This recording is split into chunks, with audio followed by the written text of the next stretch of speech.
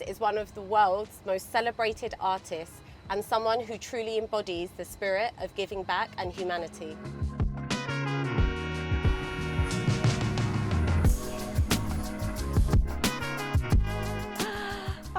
So lovely to see you. Lovely Thank to see you. you. Good to see you. What an incredible space, Sacha. It's like so beautiful. I'm glad you like it.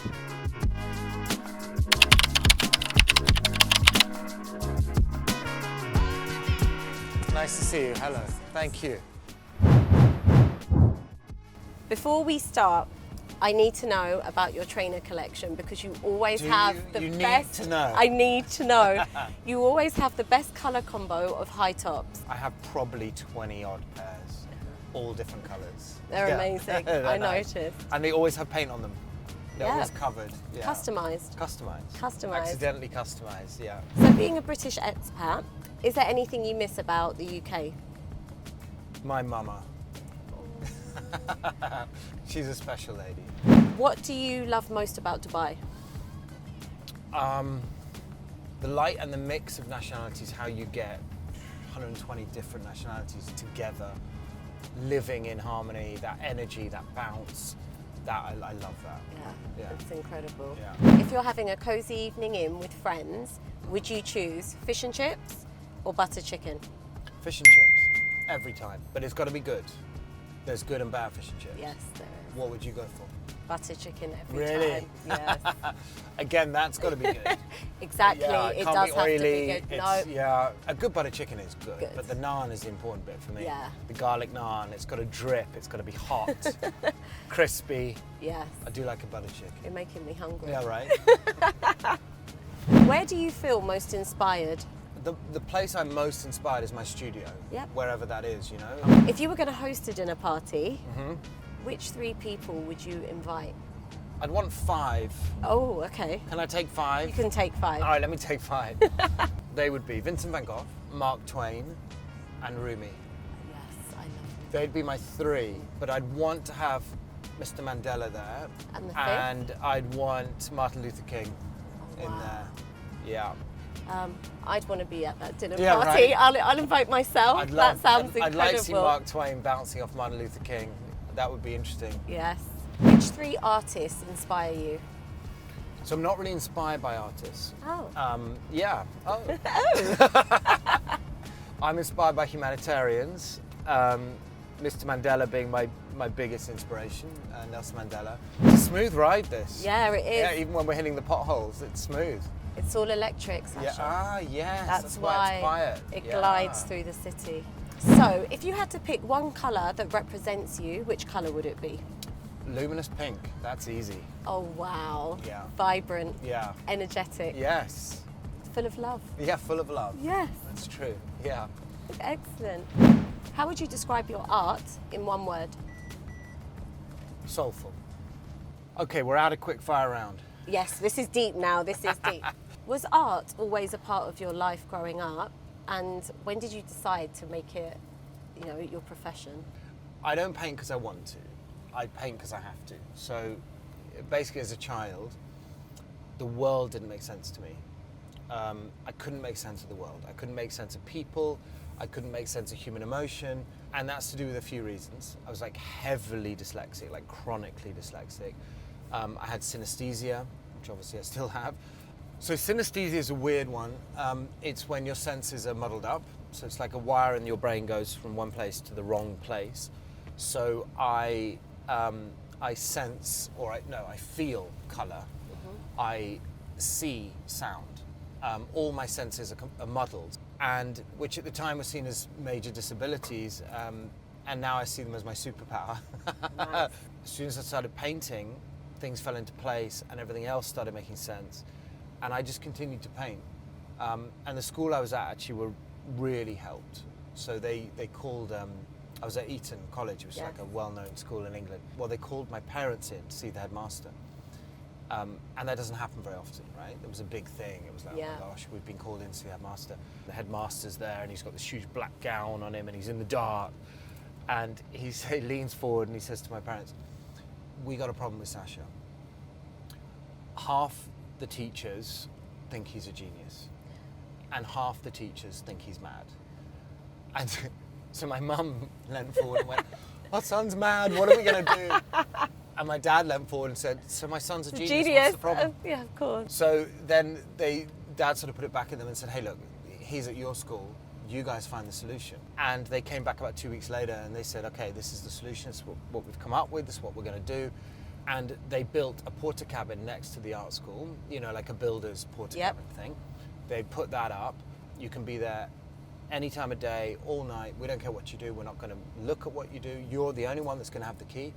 We're going to fill it with canvas, easels, paint and brushes. Wow. And they said, we don't care what you do as long as you're at chapel in the morning and every class of the day.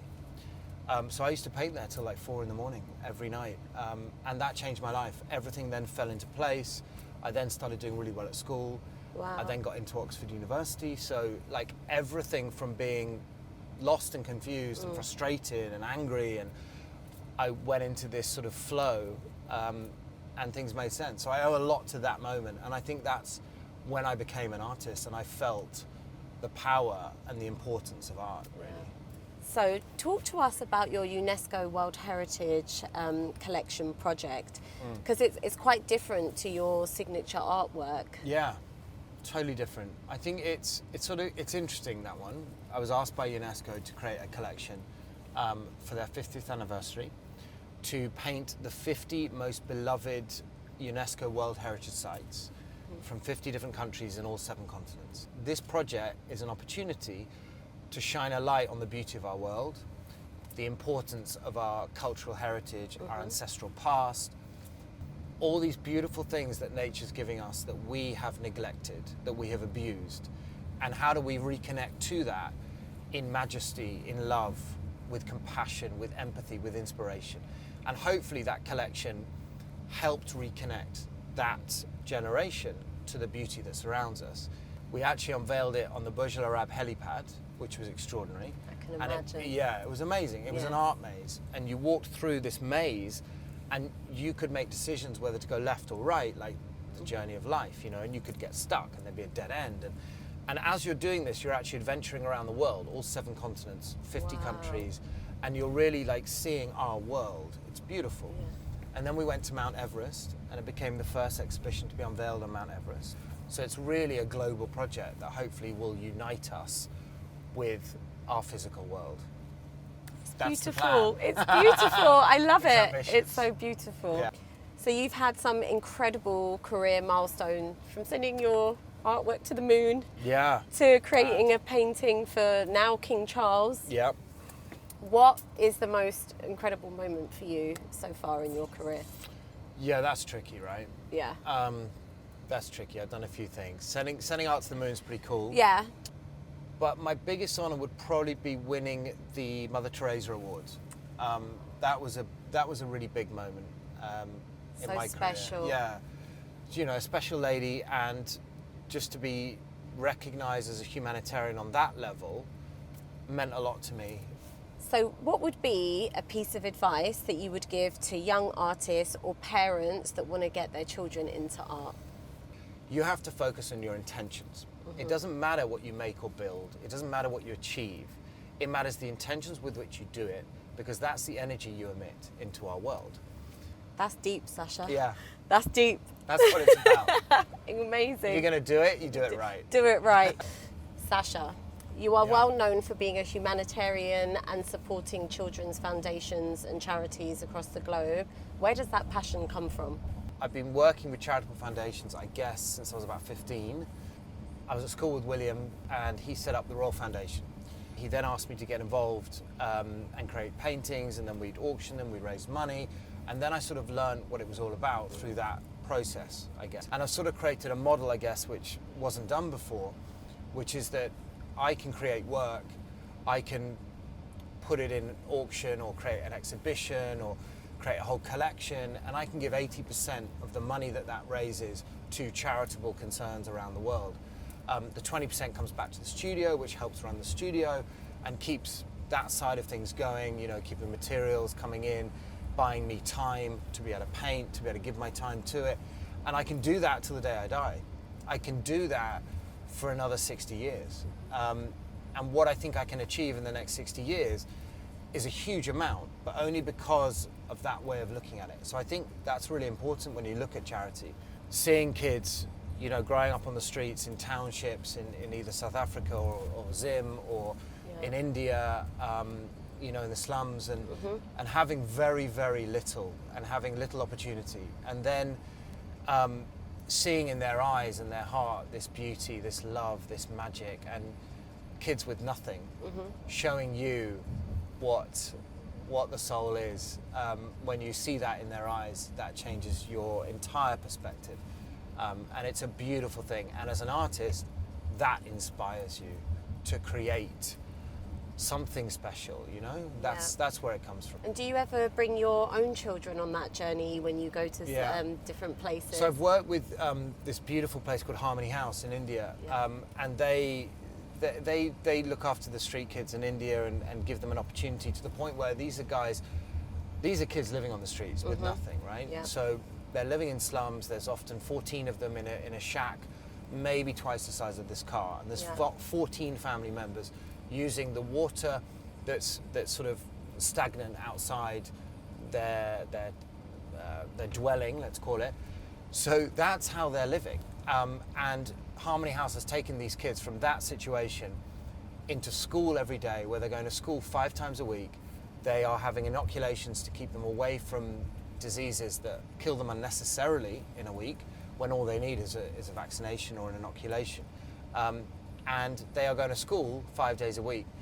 They're praying together, they're eating together, they're giving gratitude together, to the point where now some of them have got scholarships into top schools in India. Wow. And now they've got into universities.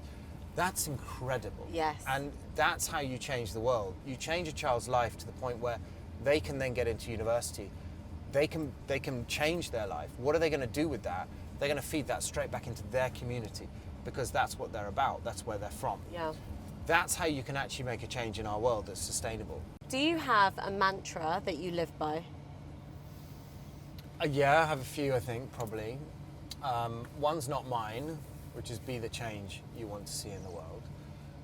But I think the thing that I live by that would be more mine, let's say, would be to focus on your intentions. To not focus on what you make, build, achieve, because it doesn't mean anything. Focus on the intentions with which you do it. Right, time for the final question. This is it. This I is could it. stay in this car all day. I know, I'm having so much fun. It. What can people do right now to become more human? Well, understand that our future is not technology. Our future is human. What does being human mean? I think it means about focusing on the energy you emit, which comes from your intentions. Embrace and understand the words love and empathy and compassion, and really try and understand them. Imagine filling our universe with love. It would change everything. Well, I have to say, I'm feeling the love. I'm feeling the energy, Sacha. I'm feeling it. That's cool. Sacha, thank you so much for your time today. This has been an incredible experience, so inspiring, so enlightening. Bless you. It's been such a pleasure, and thank you for taking this journey in the Blacklane. Beautiful to see you. Beautiful. Thank you. Take care. And you. God bless. And you. Thank you.